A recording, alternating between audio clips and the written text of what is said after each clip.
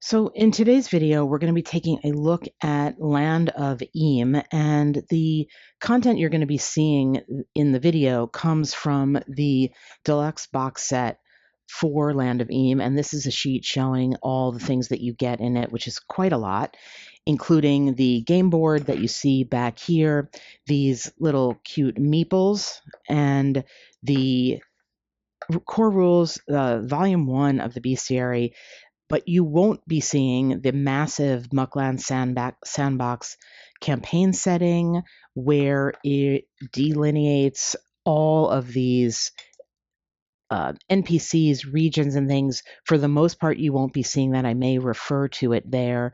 And there's also a GM screen that you won't be seeing necessarily in the video. There is just so much stuff here that for the soloist, I mean, even for regular GM, it would be a lot to approach. I think the sheet here proclaims this as like easy to learn, maybe, but it's definitely not simple. There's a lot to track. There's a lot with character creation things. I'm probably not going to go through most of it. I have an idea about character creation that you're going to see in the next segment of this video, I think, to kind of shorten it up and give the soloist in particular, or even a regular GM, an idea about how to get people into the game, into a world that they may not be familiar with or probably aren't familiar with, and to organically create some characters. So what we're going to do is we're going to create a couple of characters in this character creation method that I will demonstrate, and then we're just going to have them do something. We're going to start out and have them do something pretty simple. I think particularly as a soloist, when you're approaching something that is, in a sense, could seem overwhelming. There's just so much stuff here, which is wonderful. But even just looking at the quick reference and rules and things, there's a lot. It can feel a little daunting. So I want to try to give you a simple step-by-step way into this game as a GM or as a soloist, because the content is, I think, just lovely to interact with and to experience. So, with that said, and a thanks to the designer for sending me this material, we're going to get going. I'm going to show you how to organically create characters. I'm going to make 2, and we're just going to have them do something and set off on an adventure as the beginning step-by-step way into the Land of Eem. So I want to create my character or characters organically, as if I was in existence and sort of discovering something about myself by maybe standing around and putting my hands in my pockets and pulling stuff out and seeing what I have that is going to help me discover who I am. So that's how I'm going to approach character creation. And we have the perfect table here to do that, which is it's a D400 table of mundane items. And I'm going to roll up, I decided I'm going to roll 5 mundane items, and then I think there's there's definitely a magical item table. There's something else. I'm going to give myself 5 mundane items and then something else and see. So the way the D400 table works is you have your D100 and then your D4, and you use the D4 to guide the reading of the D100. So basically, if you roll a 3, 78, it's 278 in the table, and such. If you roll a 178, it's just 78 in the table. So we're going to roll for 5 things and just kind of note them down and see what they are. So with a 1, a 10, and a 9, that's actually 19 on the table. And 19 is a balloon. Okay, I'm not going to be a clown, so I don't know, but we're going to give ourselves a balloon and keep going here. This is just, it's going to be completely random. And we got so that is a 220. 220 is a lockpick. Okay. A balloon, a lockpick, and we got a 118. which is dye. A tool, let's see, dye as a tool. It's cost copper dye, DYE. Okay, balloon, a lockpick, and dye. I'm definitely not, I don't know, like a traveling minstrel, maybe a bard. We got a 68, which is a caltrops. So sort of a trap thing. Maybe we're like a rogue sort of trap setter. That's 4 things. We got a 329. 329 is a spear. A pole arm, a spear. Okay. A balloon, a lockpick, some dye, caltrops, and a spear. I don't know. I don't know yet, but that's what we got. And I decided, let's see, I had decided I was going to go to one other table. Well, this is a good way of showing you some of the table. We have these magnificent items, magic items. Let's go for a magic item. This is a D200. I'm going to roll. I'm going to take this. I'm just going to do the D6. So 1 to 3 is going to be just between 1 and 100. And then if I get an even number, it'll be the 200 sort. So that's going to bring me to 190 instead of 90. A deck of clowns. All right, 6 cards. Use a card to summon a different goblin clown, after which the card disappears. And this is what they do. They make someone laugh, they frighten or disgust someone. And the item lore is, long ago, the first traveling matriarch of the monk family commissioned a kobold witch to capture a week's worth of entertainment into a single pocket-sized playing card deck.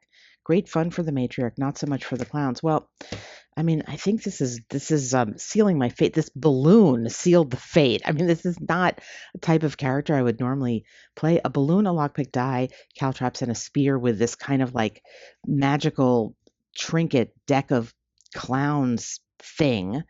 Let's see. We roll a d6. I don't know if I want this goblin. We got Zuppo to anger someone. There's a trapped goblin in my card. All right, I'm gonna think about this and figure out this character. And I think I am gonna have 2 characters. So let's go back and start again. And with my rolling on the mundane items 5 times just to see what we get for our character number 2. And that will be starting with 333, a sports trophy. Okay. Sports trophy. All right. Keep going. And we got a 215 leather armor. All right. Maybe we're gonna get some clear sort of fighting type to go with this questionable character we already have. This is a 259. 259 is perfume. Okay. Perfume and leather armor. All right. And this is a 258. 258. Pauper rags. Pauper rags and leather armor. Perfume and a sports trophy. All right, let's go. Finally, we have 153. 153. A gnome hat. Oh, my gnome. All right, we have a gnome hat. So this could be a gnome. Now, interestingly, in this game, gnomes, like, they're sort of both race and class, which honestly confused me. So I wasn't even going to play a gnome in this game because I was slightly confused about that.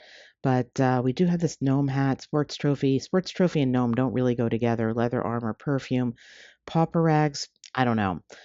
I need to give this a think. Let's roll on. I'm not going to go to the magic table, but I am going to go to some other table to give this fellow something else. Let's give this fellow a relic. So this is just a straight up D100 table. 89. Something called Swerve. Oh. This remarkable truncheon was hand carved by a gnome blacksmith to defend the gnome city of Mirth. To the untrained eye, it is a finely carved yet ordinary baton, but to those who recognize it, swerve is a symbol of stalwart defense of the woodland realm. Okay. And it's actually, its property is it grants some benefits and counterattacks. All right. So maybe this is a gnome. It's a but with the gnome hat, maybe he's not a gnome. Maybe he's bringing this somewhere. I don't know. All right. I'm gonna give it a think and come back. And I just actually remembered / noticed this books table. I'm going to give these guys each a book. So let's, this is a D100 table.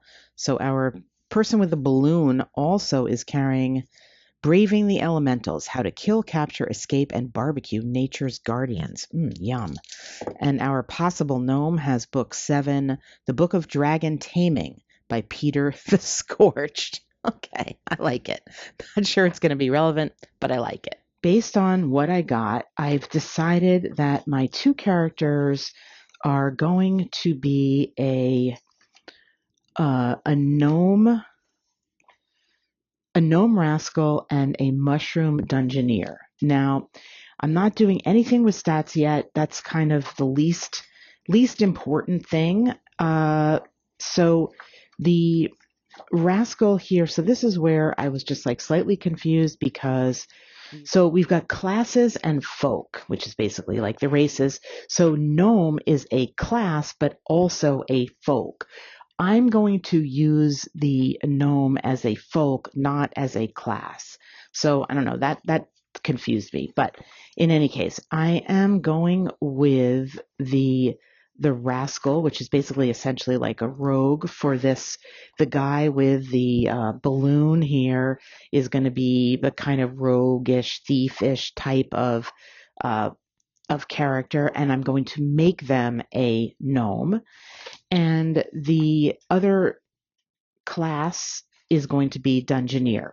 So the way I'm explaining this the dungeoneer here with the gnome stuff is like this is stuff that he's kind of found. He's a kind of failed dungeoneer because his favorite book is this Book of Dragon Training by Peter the Scorched. So he has big ambitions, but perhaps smaller success. And this rascal here is the Braving the Elementals. I think I said that wrong or in the earlier segment. How to Kill, Capture, Escape, and Barbecue Nature's Guardians. That he's again somebody. These are people with big ambitions but small successes, and they met. They are in. I looked up here, so you've got the places where these types of folk actually live, and I chose the folk before I noticed where they lived, but as it turns out there's one place. So this is the mushrooms, and this will be my little meeple. The meeples that you get in the deluxe set, they're super cute. They don't necessarily match up. Like this is kind of, I think this is going to be my rascal meeple, but they don't and this would be the bard, but I'm going to go with the dungeoneer because he's got the little flame here, and I decided to make him a mushroom, so that would match up. And this is going to be my little rogue. My gnome rascal is going to be this, even though it necessarily doesn't look like a gnome, but that's okay. So my rascal and my dungeoneer is the main point there, and these are obviously decorative. You don't necessarily need them, although we will be referring to a map. The mushrooms, the places of the homelands are the Underlands and the Quagmash. And if you look for the rogues, the only overlapping is the Quagmash. So they are going to be from the same region and probably from the same town. So we're going to go to the Mucklands campaign setting, and as you can see, this is an absolutely massive book. This is the Quagmash here. It's a whole area. I'll put it more central there. And we're going to just take a look at the setting here and read a little bit about it. You can see the picture of it here. This is a region thick with mud, drooping trees, slimy water passages, and gloomy hollows. For hundreds of years, people of the Mucklands have avoided the labyrinth of swamps known as the Quagmash.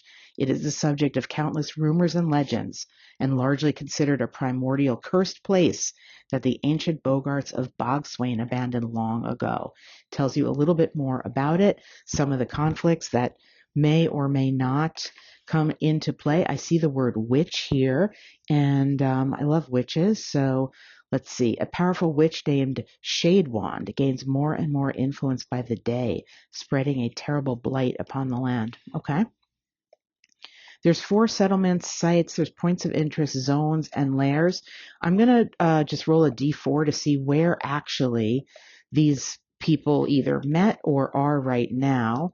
So they are going to be in Bugbear Holler. And let's look at Bugbear Holler here. It tells you the hex number, so the map actually has keyed, so that's helpful, 3818. It's a quaint backwater village of bugbears that mostly keep to themselves. And for folks looking to unwind from the dog-eat-dog big city life of Fleabag County, the area is famous for its holler stout brewed in hidden stills throughout the forest and mountains in order to keep the age-old recipe secret. There's not lack of trouble, though. It's all in the mindset. We have some sights and sounds. That's a D6 table, some rumors. These look like NPCs, some quests down here. They're not numbered, but, well, or maybe there's just 2 of them.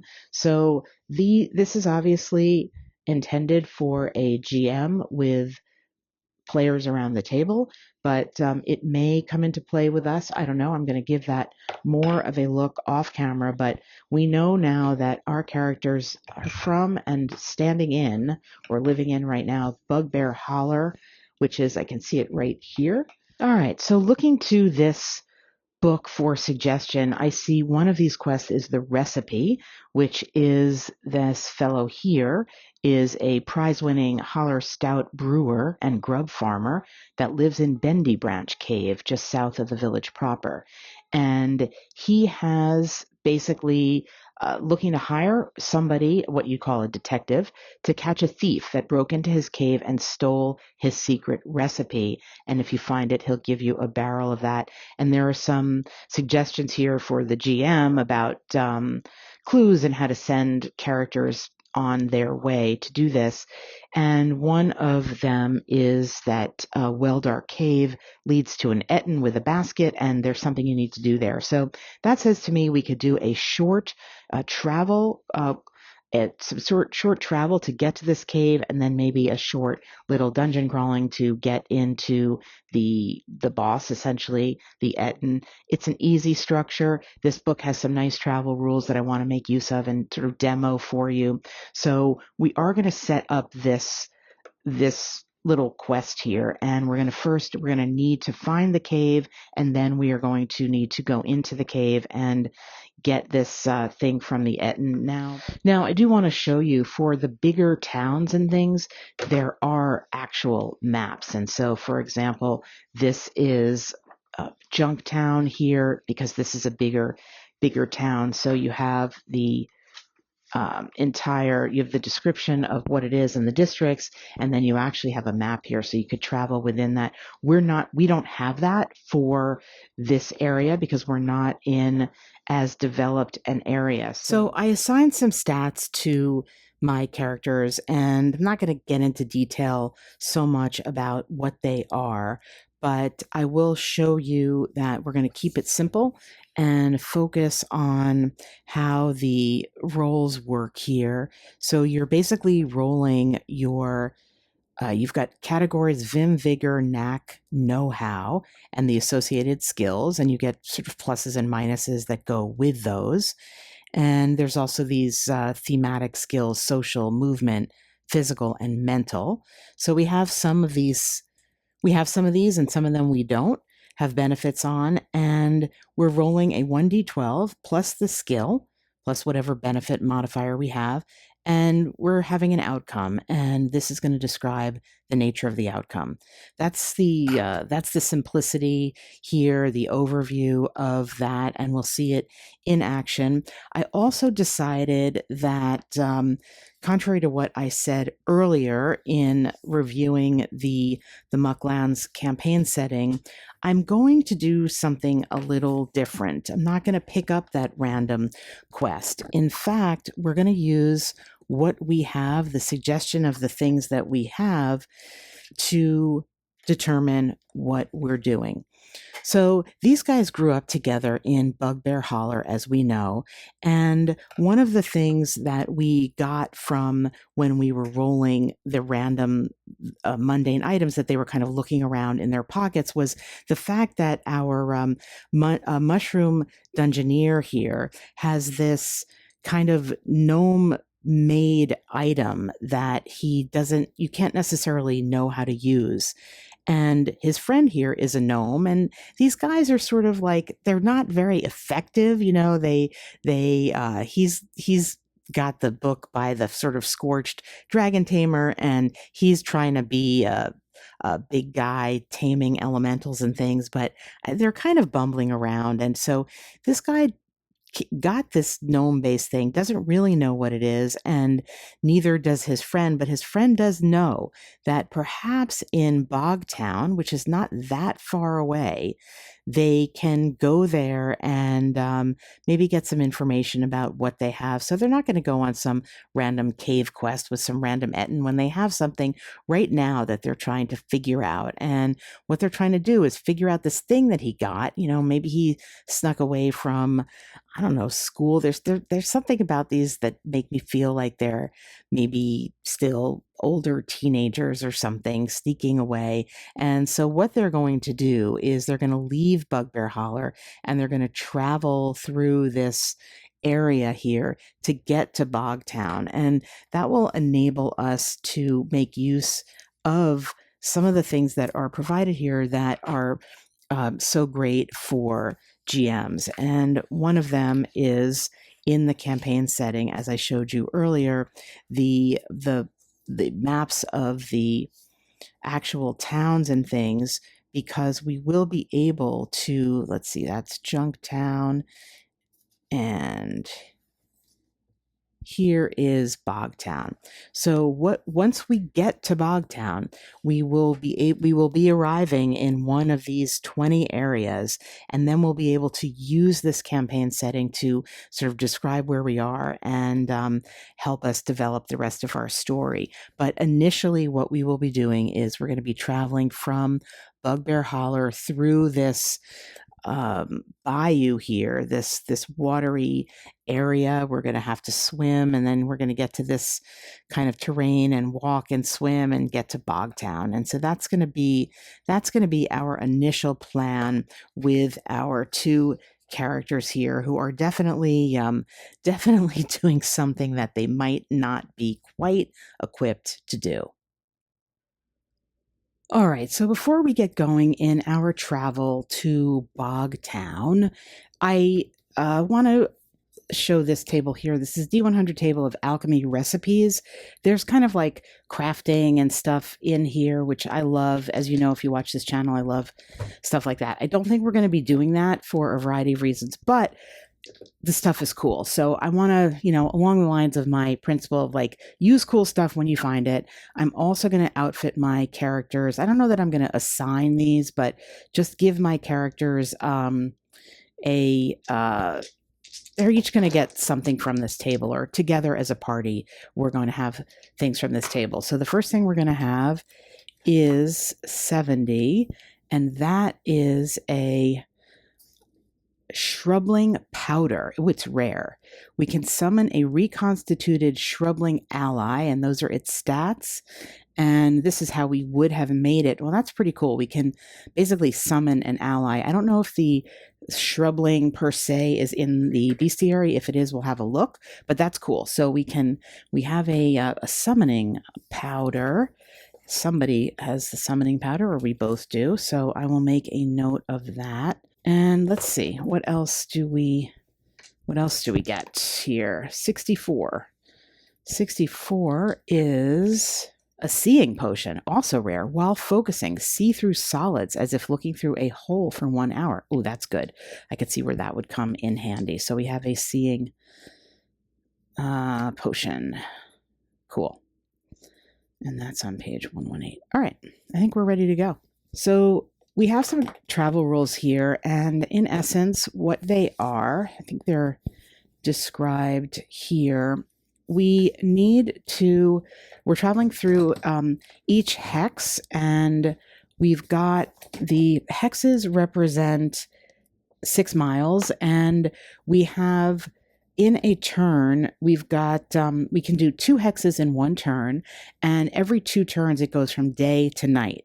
And when it's night, there's some disadvantages on checks and slower movement than when it is in the day. And there are also some other modifiers that come into play for travel. And we could see some of them here in this handy little reference. And seem to have lost my crochet hook temporarily somewhere. Okay, lost it. So we have, if you're traveling at night, as mentioned, there you can only go 1 hex a turn, and then you've got some disadvantage on the travel check. And we have, difficult terrain, mountains, forests, swamps, rivers, etc., 1 hex a turn. Traveling on roads is going to give us a benefit. If we're on a mounted vehicle, which we're not, we're going to get to travel an additional hex per day, or a vehicle on the water. And then we can have some things that we're doing to take some rest, like story time, finding food, sleep, etc. And basically the travel check is a 1d12. Checks in this game, as I think I mentioned, are d12 plus the skill. In this case, it's a realm skill. We don't have any benefits. So we're basically just going to be rolling a 1d12 when we need to do the travel check and getting something on here. And then we will reference what that is. So in this particular case, the very first thing that we actually are doing is we're going to be traveling through a swamp. I kind of tried to take a look here at where here we are, hiding. Okay. So let's take a closer look at where we are and where we're going here. All right. So as a reminder, we're here in the Bugbear Holler, and we're going to be moving to Bogtown. Now, you may say, well, why aren't you going to Monk? Monk is a little village town. It's actually in a different realm than it's out of the Quagmash realm. So I decided to just kind of keep us in here that's a total of, now, it looks like the Bugbear Hollow hex technically goes into the water, but I'm going to say that the movement into the water is going to definitely be like represent an action or something that we're doing. And then we've got 1, so we've got, that's a new hex 1, 2 more swimming, 3 up on land, 4, 5, and then into Bogtown. Basically, that is our route. And it doesn't look, so we've got the swamp here, which is going to add cause us to do an extra travel roll there. This, to me, I did not find a terrain key. Maybe there is one and I'm missing it, but I didn't see a terrain key. But this looks like grassland to me, so I don't really think that has any negative modifiers. Then we're back into the swamp, back into the grassland. Not sure what that is. Maybe swampy something. And then into Bogtown. I mean, I guess that's like the bog. Bogtown's in a bog. So, or we could also kind of go that way. Anyhow, bottom line is the first thing we're doing is, and I gave my characters names, of course. Well, Fidget the gnome, naturally, and Uda is the mushroom dungeoneer. Now, they do get proficiencies based on where they're from. If you're from the area of the bogs here, you get these proficiencies. Swamp lore, swimming, these are optional. Fishing, gator wrangling, or picking herbs. And you only get 2 each. You're rolling with advantage when you do those tests. So I decided that old Fidget here has swamp lore and swimming, and Uda the mushroom has swimming and picking herbs. Kind of makes thematic sense. He's a mushroom. So they're both going to get an advantage on swimming, meaning you're rolling 2d20 or 1d20 twice, picking the better result for the outcome of that. So they are setting off from their little Bugbear Holler. And as a reminder, this is an area that has these hidden stills to brew the holler stout throughout the forest and mountains. They keep the age-old recipe secret. We know there is a potential quest waiting for them to hire a detective to recover this secret stout recipe, but the first thing they want to do is head out to try to make sense of this thing that they have that is something that Uda, the mushroom dungeoneer, uncovered in his travels. And they go into the swamp. Now it's not so gross to them because they are of this area and of the swamp, so they will be rolling for the outcome here. They have the proficiency of swimming, and so that's going to give them advantage on that. They don't have a particular skill per se that's called swimming, so we'll just be doing the roll here. As again, we're rolling the d12, and based on the outcome of that, we will see whether or not we are successful. So Uda the mushroom is going first and giving a roll here. That's a bad roll, but he's got proficiency, so he's going to roll again, and we get a 10 for Uda. So as a reminder here, what does this mean? It means that we get failure or success based on the number. So a 10 here, and I need to make a little chart. So that's a firm success. So he successfully kind of just jumps into the bog and makes his way and swims through successfully. So he's kind of up on this land here, this bayou area. And now Fidget the Gnome's going to give this a try. Whoops, I rolled that off camera. But right at the outset, he also got a 10, and he too. So pretty uneventful. They make their way. Now, because it is in the bog area, we need to do to modifies this. So we have to only travel 1 hex per turn, and then we need to do the travel check.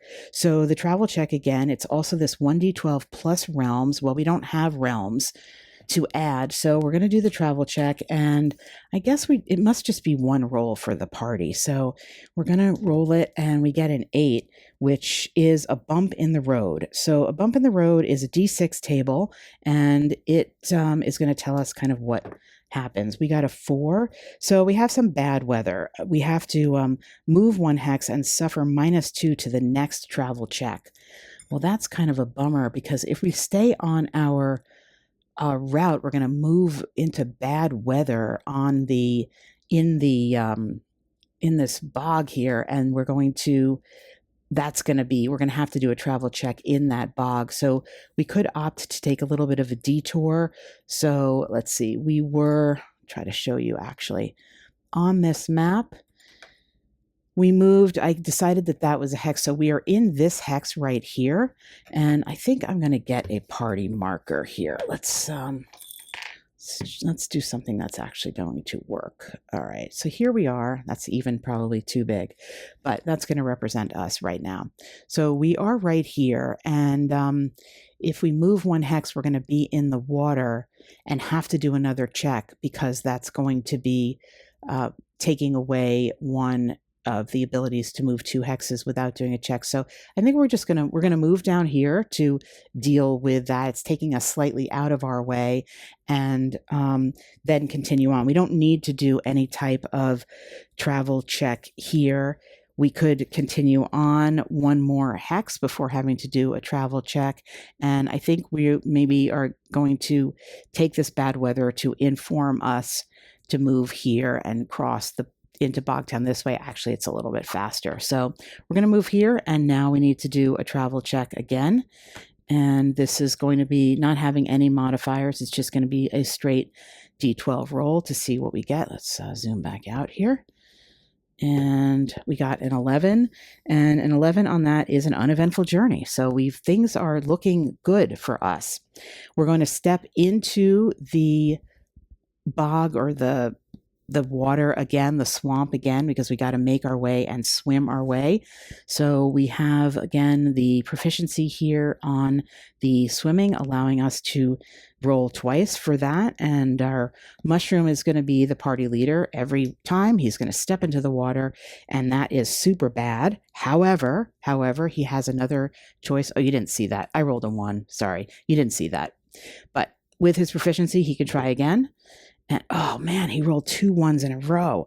That is awful. It's a complete failure. So he's all of a sudden struggling in the water.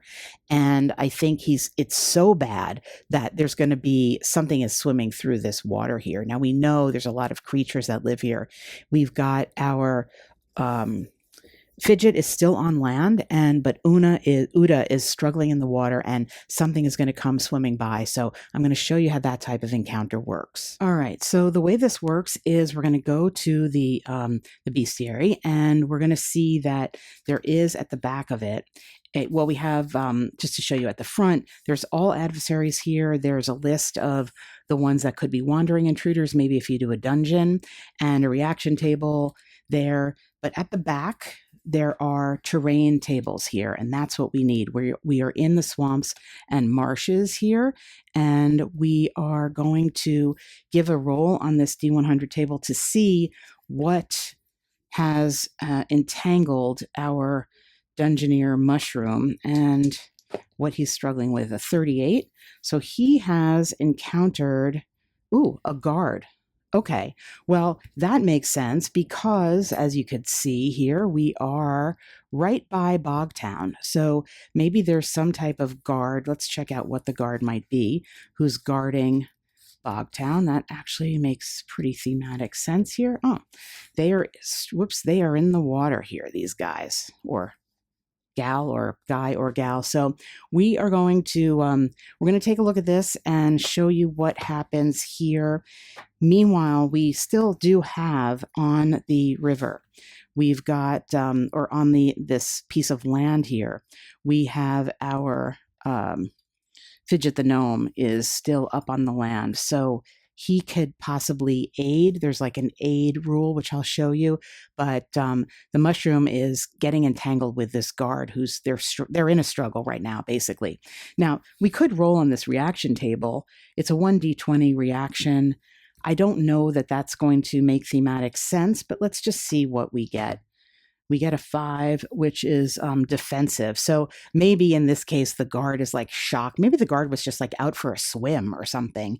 And, the guard's out for a swim on break or something, but I don't know that you would really go for a swim in a swamp. So I'm not sure that that's going to come into play, but poor little Uda here is shockingly meets a guard, and we will see what happens now. All right, and just a little pause in the action here because I realized, despite the fact that it's now sunny here, night is actually approaching, or it is night because we went through those 2 turns, I think. And also, since I didn't have them camp before traveling to effectively the 3rd hex, we are going to be operating at disadvantage when we do the travel check. Now, I did the travel check after the movement. The rules I see mention you should do it before the movement. I'm going to stick with what I did because it kind of makes more sense to me that you're doing something and then you have to do the check as opposed to at the outset of the turn. But be that as it may, we've got poor Uda here in the water, in the bog, with this guard. But Fidget the gnome is at the edge here and remembers that one of them, I can't remember which one it is, but one of them has this shrubling powder. And so while Uda is struggling with this guard, whoever has the shrubling powder, whether it's Uda or Fidget, I'm not going to go back to check, is going to use it and summon this shrubling. And here is what this shrubling looks like. And so in the water, all of a sudden the powder goes in the water and it turns and twists in all the muck and the mire, and up out of that comes a shrubling. And the shrubling has its own stats, but the main point is that what it does is it's going to make an entangling roots attack against a close or nearby target. So what it's going to do is it's going to put its roots around this guard on a successful attack. It says it hits on a 9+, and for simplicity's sake, we're just going to do a straight d12 roll and see if we can make that, and we did. So the shrubling is going to entangle this guard, pull the guard away from Uda, who is going to come back up onto the land here, and we'll just remind ourselves, sorry, of where we are here. We're about here, I think, on the land, and there we go. It is in darkness, right? So it is nighttime, and they need to make camp. Now, there's entire rules for making camp and foraging for food and things like that, but as the book even says, you can sort of just hand wave the food part of it if you don't want to deal with that.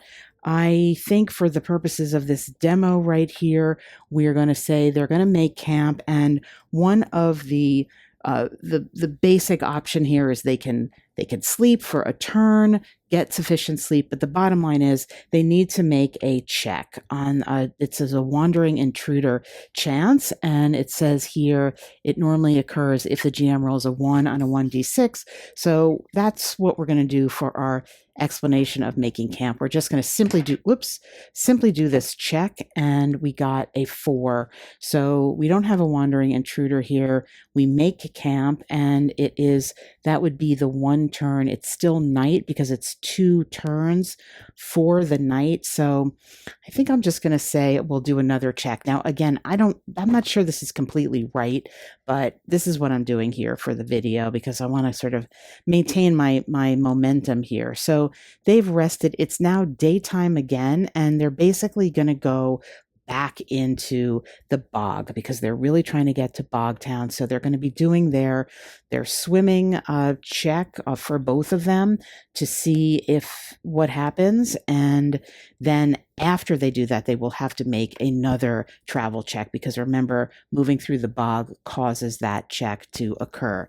Again, rolling with advantage here. So we've got our Uda is going bravely back into the water here, making a check. That's a success. So he's through the water, and now Fidget jumps in behind him and has a great success actually with that. So what we've got here is we had Uda with a success and a complete success with Fidget, who we will represent that by he kind of tumbles out onto the land. He could see Bogtown in the distance, and I don't really know how to represent that complete success, but we'll just say that they are happily at the edge of Bogtown. However, they do need to now do this travel check. Again, it's a 1d12. Something's going to happen. We don't know what. They have no benefit to add to the roll.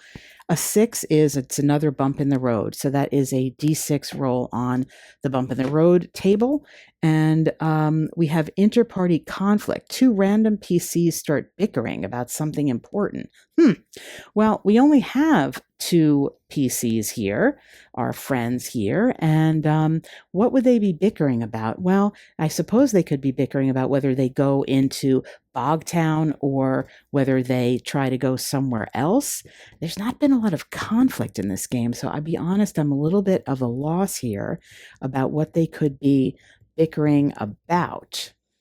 Well, sometimes you don't have an idea as to what is thematic to your game, and I don't have an idea here about what these fellows would be bickering about, so I'm going to leave that to the comments. If anybody's actually watching in this great amount of detail, you can make some suggestions about what they would have been bickering about and the implications it would have for this adventure. But in the meanwhile, I'm going to have them press on into Bogtown, and we are going to go now to the setting book, and to make Bogtown work for us, we are going to be approaching Bogtown and entering it somewhere. And there are, for these entries here, they have very helpfully labeled everything with in this case, a D20. There's D20 places. So we will get our D20 and give it a roll and see sort of where we crawl into Bogtown. We crawl in. 17 is the Wharf Rat Row. Well, that seems to make sense because we are sort of, maybe there is a wharf here at the edge. We're coming in through the water. And this gives us an opportunity to look at the types of entries that are in this setting and what they offer. So we've got a lot of information here. We are coming up on the soggy, spoiled piers of Wharf Rat Row, green with algae and pocked with burrowing, buzzing insect hives. They line the dark waters of Bogtown like moldy teeth. Lanterns glow in the night as canoes and dinghies knock together in the gentle, fetid breeze. There's 3 different locations. I suppose we could roll up one of those. There's sight and sounds. Well, let's give a sight and a sound to start. That's just a D6. We are hearing a cackling boggle sprays skeeter after skeeter with a bug repellent gun. So somebody's trying to get rid of these skeeters that are here, and I'm guessing the skeeter is something that's in the bestiary. And but where are we actually? So we've got we'll do a D3 roll using this D6. So 1, 2, 3, 4. So that's equivalent to a 2. Dungeoneer Magazine Inc. Perhaps the nicest building in Wharf Rat Row. Okay, let's zoom in a little bit here. All right. We have arrived, perhaps still dripping with bog, at the nicest building in Wharf Rat Row, the headquarters of the most popular periodical in Mucklands, first distributed from the trunk of editor-in-chief Fleeg Greenback's Weorg and Buggy. Dungeoneer magazine has since sparked the imagination of Mucklanders with its articles, comics, and of course, the serialized adventure tales of Shane Shandar, the Land of Eem's most famous Dungeoneer. There's some rumors that we could come into play, and we have the NPCs here. Well, this is actually a really good place to land because we're trying to do some research. Again, as we recall, the reason that we're here is we're trying to research this item that we have. So what I would do and what I am going to do next, though not on camera because I'm coming to, I think, the end of this demo, is to have my little people here go in and interact with one of these NPCs and ask a question about this thing that they have, that little Uda discovered dungeoneering, and whatever answer I get, however that leads me, I'm going to follow that up, and that will take place. That will be the next kind of portion of the adventure. So I decided to stop here with the demo because I think it's getting a little lengthy, and I think I've given enough sense of what great offerings are in this set of materials. But there's a couple things I do want to point out that I didn't explicitly get to show you. And one of them that I really love is the fact that combat itself actually falls into the category of what is called conflict. And so what they are doing here is pretty significant in that you don't immediately have combat when you have a conflict or when you encounter an adversary. That indeed combat is the 4th phase of conflict. The first one being a parlay. So you could try to do something like a social skill, like talk your way or charm, inspire, intimidate, maybe use some tricks or something to sway the adversary. And the adversaries actually get a parlay score, which will tell you how many times you can attempt to do that before having combat with them. Now, in the case of my conflict, narratively, it made sense. The guard was like floating in the water. He got defensively surprised. There was going to be conflict. What we then did was we improvised, and we used this potion thing that we had to summon something that and then entangled him so we could then effectively run away. So you have these options of parlaying, improvising, running away, and then, of course, just doing combat. And there's a combat procedure if that's what you end up doing.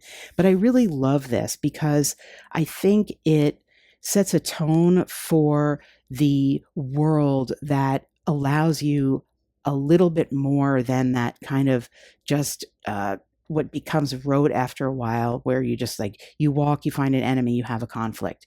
You have a conflict, it's a fight. You walk, you have a fight. Here, there's explicitly ways of not doing that. And along those lines, I did not show you the dungeoneering portion of the core rules, which I think are really great and which I am definitely going to put my put my guys into a dungeon to make use of these random tables and such here, because they are so rich in we have traps and obstacles, we have the adversaries, we have puzzles and riddles. Sorry for the light, there you go. We have these random tables for us so we can go through a dungeon. There isn't one, as I've seen, there isn't one kind of table to build the dungeon per se, but you do have the opportunity. These are the encounters and discoveries table. Here they are.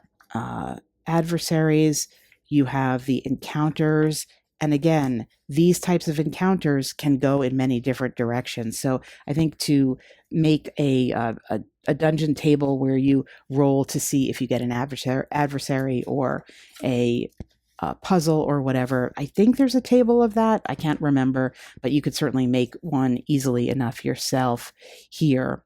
And then, of course, there's the Wandering Monsters table, which is a sort of subsection of the main adversaries. In the main book, there is also, if you just have this main book, I do want to point out that there is a bestiary, or there are adversaries in the main book here. So you do not need to have the separate bestiary book, but it offers just more, and it but you do have them here as well. So that's, it's self-contained. You could play this game with just the core rule book and not necessarily the things that I'm showing you. That said, for the soloists especially, well, probably even for any GM, this campaign setting is just so good because it offers so much, and it bears the narrative weight for you moving forward in your story. So you're always going to kind of have you're always going to be led in the direction, not overly determined, but led in a direction of what to do next.